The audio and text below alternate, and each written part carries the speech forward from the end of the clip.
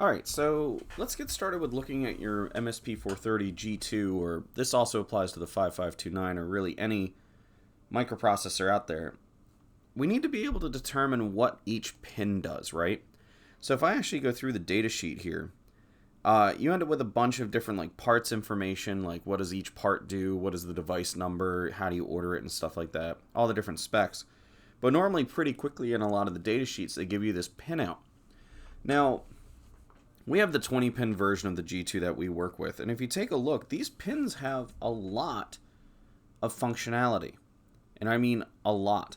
Some of them are fairly simple. If we take a look at, let's say, P2.2, it ends up being something very simple. It's either a GPIO pin or hooked up to a timer, as compared to, let's say, pin 6, which has kind of everything and anything on it. It's a really capable pin. So the problem here becomes, how are we able to actually select between all the different functions, and how does that actually work out?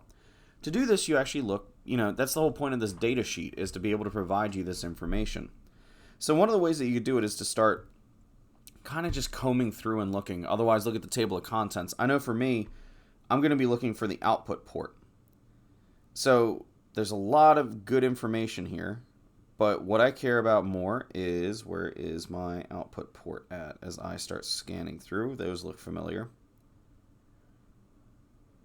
So port schematics. These are really important to understand how each of your ports work. Now, do you necessarily need this? Not really.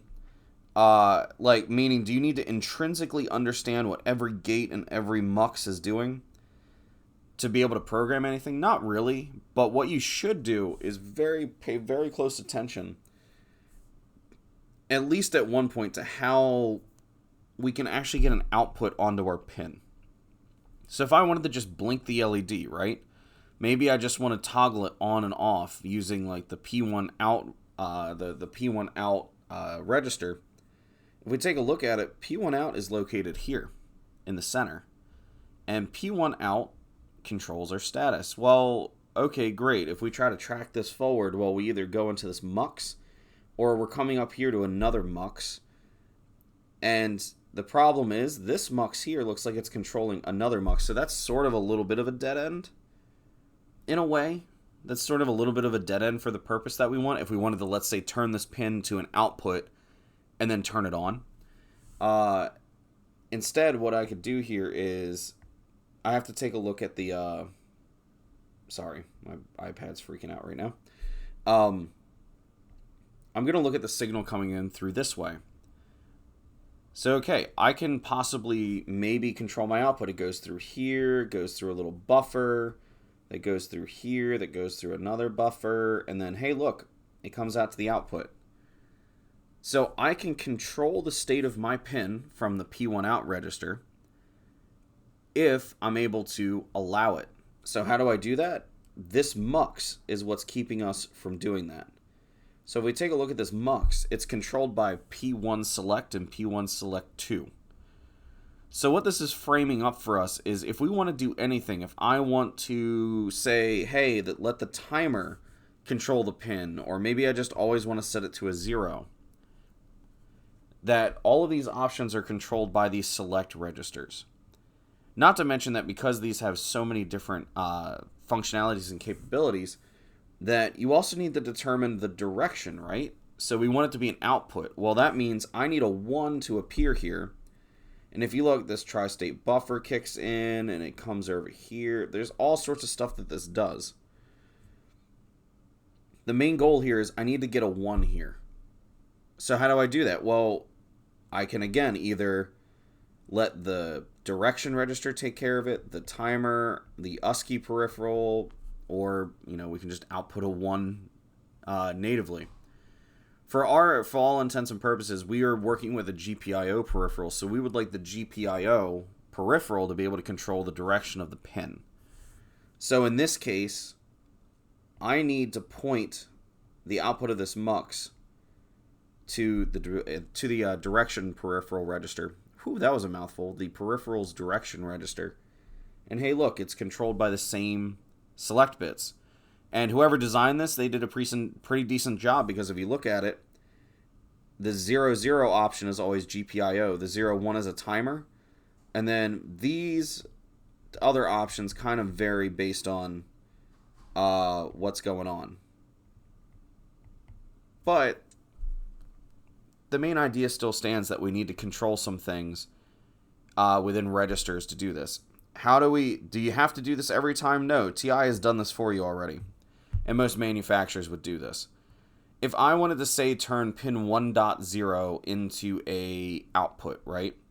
So if I come to this table, these tables are extremely important. So this is like table 16 for the G2.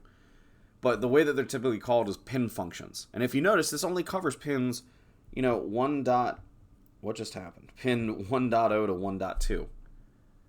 There's many more pins on this, so these tables vary, and they vary from device to device, even within the same family. So for example, I have pin 1.0. I want to set it to an I/O line. Well, would you look at this? It tells you port 1 direction. If you want it to be an input or an output, set it to a 0 or a 1. And you need to set these values in your code. So in your code, you have to control those. So at the end of the day, this is how you actually control what your pin is hooked up to. Pin 1.0 through 1.2 is a fairly simple peripheral, or a very simple GPIO. There are others that have many more capabilities, things with like they're hooked up to a analog to digital converter, for example. So let's say I wanted to set 1.3 as a output, right? Or maybe as an input. Maybe I wanted to look at a button input.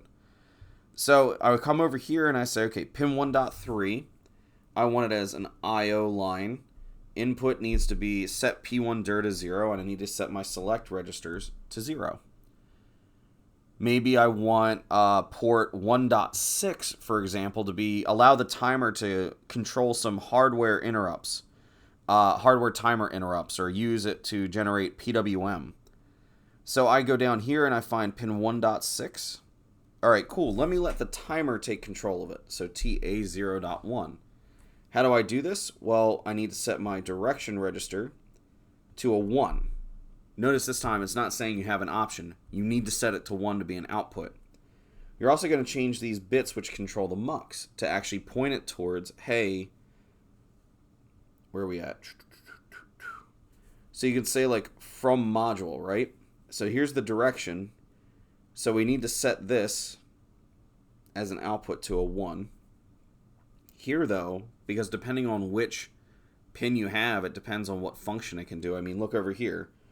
It tells you that all of these pins have different functionalities that I need to pick from the secondary module. So in this case, this is the timer.